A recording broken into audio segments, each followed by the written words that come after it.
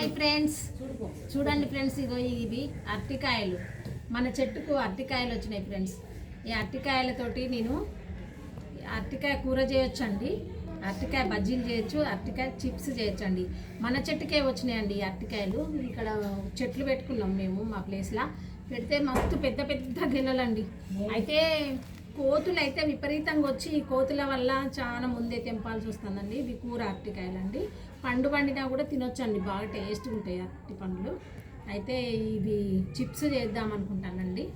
Chips చేయొచ్చు, కూర చేయొచ్చు. తర్వాత ఇంకేముందండి, చిప్స్, కామెంట్స్లో అరటికాయ బజ్జీలు రకరకాలు చేసుకోవచ్చండి. ఒక అరటి చెట్టు ఇంట్లో ఉన్నదంటే అరటికాయ కూర చేసుకోవచ్చు, అరటికాయ బజ్జీలు చేసుకోవచ్చు, అరటికాయ ఇంకా వేపుడు ఫ్రై అన్నీ చేసుకోవచ్చండి.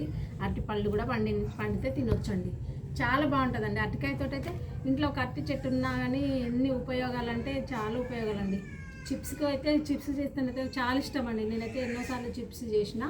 ఆ చిప్స్ అయితే భలే టేస్ట్ ఉంటాయండి. డబ్బాలో పెట్టుకున్నా కూడా ఒక వారం రోజుల వరకు కూడా చిప్స్ ఉంటాయండి.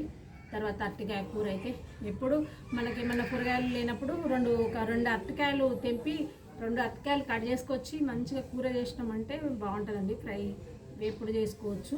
తర్వాత అన్ని రకాలుగా అరటికాయలు అయితే యూజ్ అవుతాయండి. ఒక మొక్క ఉన్నదంటే ఎప్పటికి ఉంటుందండి ఇంట్లో. చెట్టు అయితే ఎప్పటికి ఉంటుంది. ఒక గెలేసిన తర్వాత చెట్టు ఒకటి పోయినా కూడా మళ్ళీ దాని పక్కనే పిలకలు వచ్చి ఎప్పటికీ ఉంటుందండి. మనకు ప్లేస్ ఉండాలి. కానీ ఈ అరటికాయలతో అయితే చాలా కూరగాయలకు కూడా మనకు ఇబ్బంది ఉండదండి. ఎప్పుడన్నా కూరగాయలు ఉన్నా లేకున్నా మన దగ్గర చెట్టు ఉన్నదంటే ఒక 2 కాయలు తెంపుకొచ్చి చక్కగా ఎప్పుడు చేసుకోవచ్చు అండి. కూర చేసుకోవచ్చు, చిప్స్ చేసుకోవచ్చు. ఆ టైంకు మనం ఏదైనా ఈవినింగ్ స్నాక్స్ లాగా చేసుకోవాలంటే బజ్జీలు చేసుకోవచ్చు అండి. 2 అరటికాయలు తెంపడమంటే చాలా బజ్జీలు అవుతాయండి. ఇక బజ్జీలు చేసుకున్నా కూడా నేనైతే ఈరోజు బజ్జీలు చేద్దాం అనుకుంటాను.